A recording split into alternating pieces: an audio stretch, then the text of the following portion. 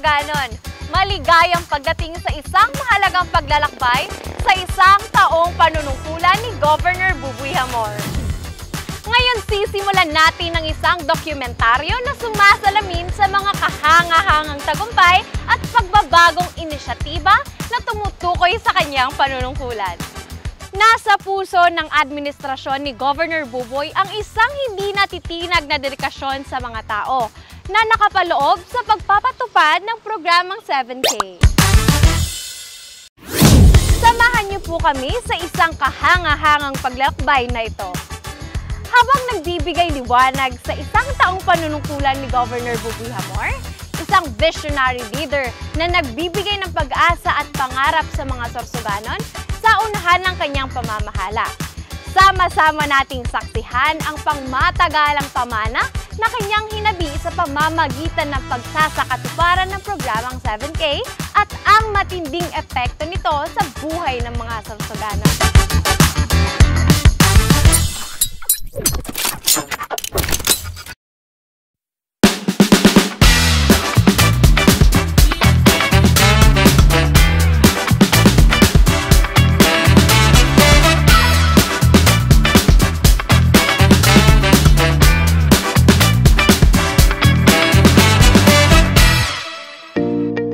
Sa gitna ng pag-unlad at pagsulong ng probinsya, higit na pinahahalagahan ng pamahalaang palalawigan sa pamumuno ni Governor Buboy Hamor ang pagbalanse ng ating kalikasan. Layunin ng Kalikasan Program ang pagsigurong mapangalagaan at maprotektahan ang ating kapaligiran.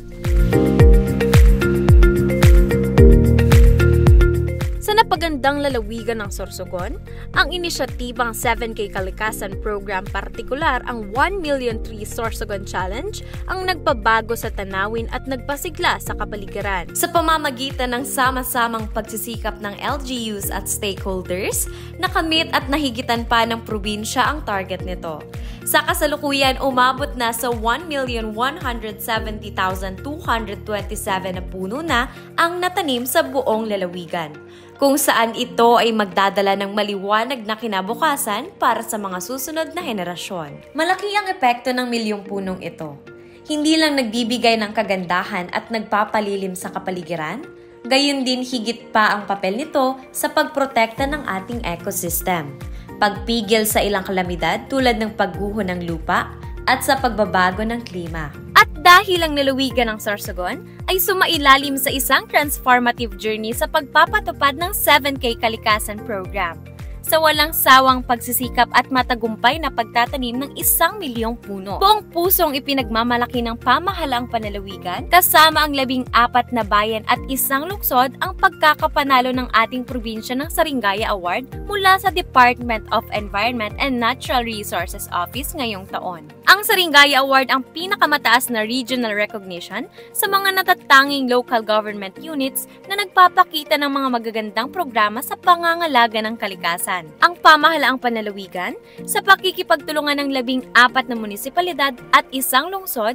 ay sama-samang nagpakita ng dedikasyon sa pagtatanim ng puno at pagpapatayo ng mga nurseries at nakakuha ng atensyon ng Department of Environment and Natural Resources Office na buong pagmamalaking ipinagkaloob ang prestigyosong Saringaya Award sa Sorsogon. Dito din natin napatunayan ang kapangyarihan ng pagkakaisa na nagresulta sa isang pagkilala dahil sa isang katangi-tanging programa. Ang bawat punong naitanim ay kumakatawan sa isang simbolo ng pag-asa, katatagan at pangako ng pangangalaga sa kapaligiran.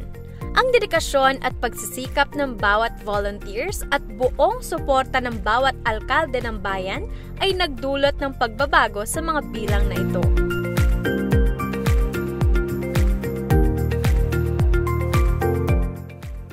Hindi ang mga ito magiging posible kung wala ang pagkakatatag ng mga nursery sa bawat LGUs. Ang nursery na ito ay nagsilbing panimulang punto kung saan libo-libong mga buto ang maingat na inaalagaan upang maging mga punla.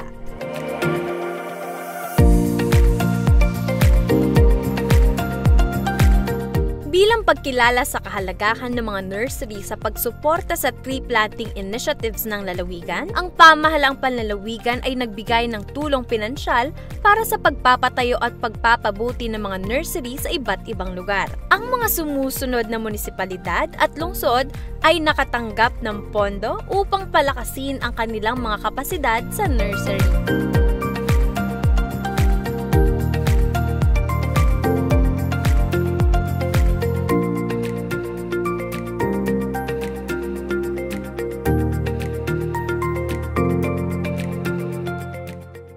Ito ay nagpapakita ng matibay na pangako ng Sorsogon na mapabuti ang kabuuang kalagayan ng lalawigan.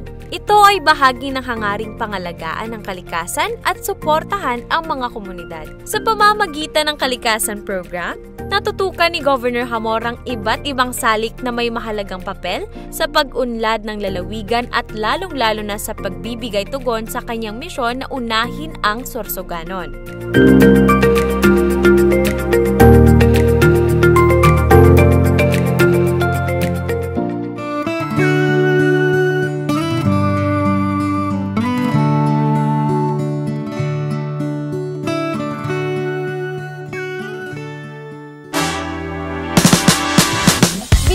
Refleksyon sa mga nagawa sa lalawigan ng Sorsogon sa ilalim ng pamumuno ni Governor Buboy Hamor, hindi natin maiwasang makaramdam ng pananabik at pag-asam sa mga mangyayari pa sa hinaharap.